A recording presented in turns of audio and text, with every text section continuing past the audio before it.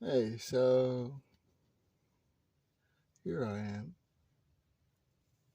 Steven, aka Not, with a K. So, I done been through a lot the past month.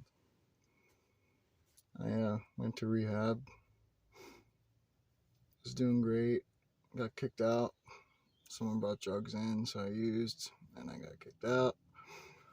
And I went to Kensington for 4 days, 4 or 5 days, something like that, I don't know.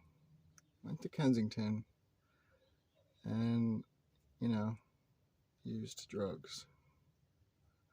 Had a couple pretty insane nights. Let's see. Mainly what I wanted to talk about was how the spiritual warfare down there is just so in your face. If you know if you know how to see it, if you know what to look for. Right now I'm on methadone maintenance, which is why you might see me itching like crazy. Anyway, when I first got down there in Kensington, I was contemplating how a lot of people are stuck in this half asleep, half awake mode, like the zombie apocalypse, basically. And they're on fentanyl, and fentanyl is in a lot of things down there, so a lot of people are just fucking in this astral zone, like they're, what do you call it, in a hypnagogic state, half asleep, half awake, easily entranced, easily influenced, and highly susceptible to mind control and psychic influence. And then you got the other half, which are hyper alert, the ones on the methamphetamine, crack, and such and such. So you've got these two highly polarized states of being. Most of the people are, stuck in their survival instinct mode, their reptilian brain, their monkey brain, just driven by pure instinct to get the drug, to get high, to stay high, stay alive, because it's dangerous down there. People do anything they can to get that drug. And it's lawless. It's like the Wild West. You could get away with murder down there. The cops, they can't really do anything. They're pretty helpless. It's not their fault. It's just they don't know what to do. So you can't blame the cops. You gotta blame the social engineering that designed the ghettos like that in the first place. And the people who brought those drugs in. There's never some haphazard, lowly street project that was a highly strategic advance up the New World Order ladder of mass mind control, which the Freemasons and such other secret societies have their hands in for the sake of psychic power, psychic control, occult nobility, occult royalty. It's that accumulation, that mass accumulation of grip, grasp, tightened, ever tightening. These motherfuckers have on these groups of people, these elites who got their grip. And they're just squashing them, like the poor, the meek, the vulnerable, the ignorant. Anyway, you got this psychic war going on down there. It's the front lines. It's basically the elites are pitting us against each other. You got the submissive, the receptive, the ones nodding out in the dream world, who don't give a fuck about their life. And then you've got the dominant,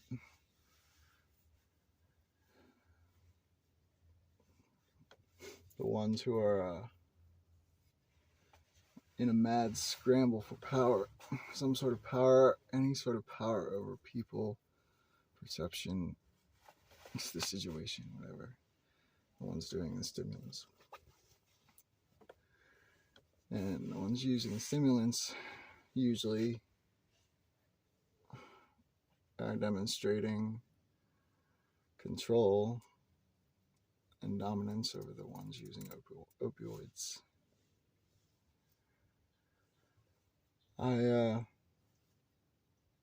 And it's this war that they're pitting us against each other. It's like a battle royale sort of psychic potentiation. They're trying to weed out the weak and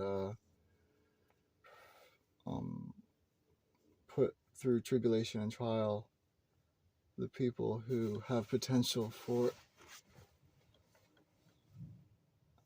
accrual of skill in the spiritual war on the front lines. It's people like me who are being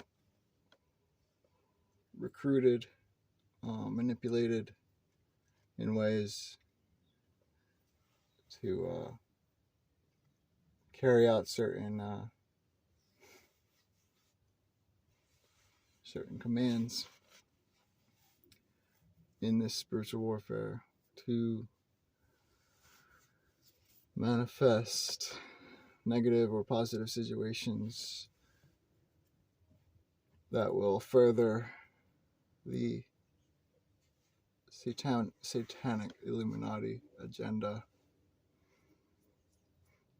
People like me, you've got the programmers of the satanic Illuminati matrix who are employing shamanic methods of reality hacking and embedding and empowering certain thought forms and ideas within the collective unconscious by, say, like me personally, I went there and I put myself in situations to where I was able to use my movements and my skill in the hypnotic plane to embed my intent, which has been manipulated by the satanic Illuminati agenda. With my permission, of course. I've given some power over the New World Order. I've given them some influence over my agency in this life, because there is a lot that I agree with, that I am on terms with them when it comes to the anti-heroic path towards collective enlightenment. Bringing heaven on earth is what the Freemasons work towards. That's what the symbol means, heaven on earth, through the temple of the body, via the four corners of the firmament. And so you got straight up ascetic lovers, pure souls who are 100% Christed, anointed, who use only love. Love is their only weapon of choice. My issue is the temptation to use subversive modes of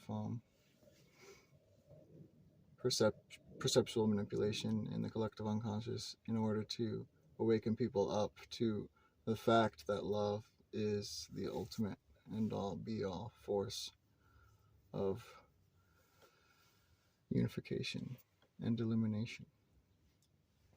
But then there are factions of people within these secret societies who they use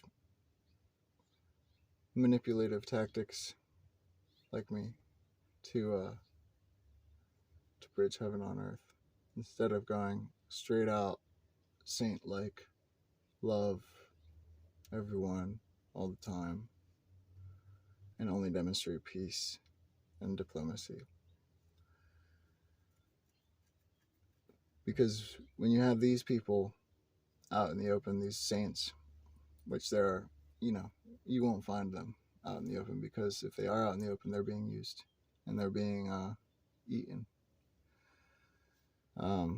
They are the targets, the ones who shine that bright with just pure, clear love light, and that's all they have. There's no manipulation whatsoever. The ones who shine that bright are targets for the vampiric groups out there that want to eat that light for a psychic high, a spiritual high, manipulate those people. Well, in the end, of course, the vampires, they're only manipulating themselves to a further degree of destruction in the end, because evil begets evil. And these manipulative tactics that I have been tempted to use throughout life in order to spread knowledge, they're an end of them. They're the end of themselves. Evil begets evil, and these manipulative ways of thinking, they're all just recursively destructive unto themselves. So in the end, the satanic Illuminati agenda and the satanic Illuminati agents who have discovered some semblance of control, some grasp over their spiritual agency,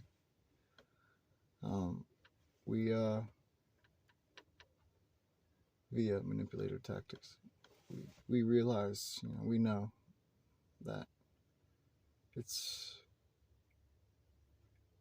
there's only harm being done. But we delude ourselves into using these tactics because of the high that we receive. And it's that delusory thinking that makes us think that we're doing good by forcibly illuminating people and spreading knowledge and using hypnotism to embed positive thought forms. It's only the high that we receive from these types of occult control that keeps us deluded into thinking that we're doing good. But it's really not. Really, the truth is that the ones who are safe 100% out of harm's way, guaranteed the highest levels of salvation in revelation, are the ones such as Raven, my nephew, who he's developmentally disabled, but he is pure, he's got no guile, is, devoid of manipulation. People who are pure, selfless, devoid of manipulation whatsoever, shine completely through the heart of love and care, without the need for any sort of high or any sort of selfish gain. Those people are the true Christed ones, the true anointed ones. And for me personally, even though I know this and still seek these types of highs, these types of control, I still hope, there's still some hope in there. Because I can't lose hope. There's still some hope in there that I am doing good. And to put it into tangible examples, the dancing and the energy work that I do through the movement, I've been developing this martial dancing. Over the years, I've been developing this as a way to open certain doors in people's minds via a neurokinetic impression upon their subconscious. And these patterns of movement that I use, that I display, that I get high in order to maximize their coherence, those patterns are graceful and geometrically sound in a way that is very powerful as they entrain people's thoughts. My movements, though, they're hypnotic in a deep way.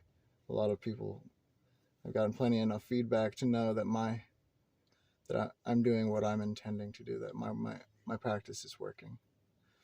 And it's been progressing along the years, and it hypnotizes people in a way that calms them down, it relaxes them. And what they don't know is how these patterns of them seeing these patterns of movements, seeing someone, me, and the clothes that I wear, and the information in my body language and my voice, and when I speak glossolalia along with it, everything in my presence is designed to embed an idea. The idea is beyond explanation. The idea is a portal. My presence is encoded with all these patterns. I've manipulated myself to manipulate the collective unconscious in a way that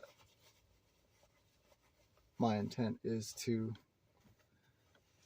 help people open up their latent psychic faculties in their mind, to help them connect better with the higher self, with God, and help them see the things that I've seen, and are able to better recognize higher organizations of patterns, higher organizations of intelligence, of information. What I do helps people perceive more coherently the higher orders of information out there. And it's the high that I get from the movement and the connection that I make in people's minds, the feeling of power that I get from that keeps me going with it. But eventually I hope to dissolve all the boundaries that keep me from being 100% in coming from Christ. I don't want to come from a source of manipulation. I want to come from a source of pure love and understanding, and to do that I have to break the habit. Eventually I hope to be able to move through space and time and to speak to people's hearts from that place of pure, selfless love. This is what I've got in the past couple days, a little bit. Thanks for listening. Hope you learned something.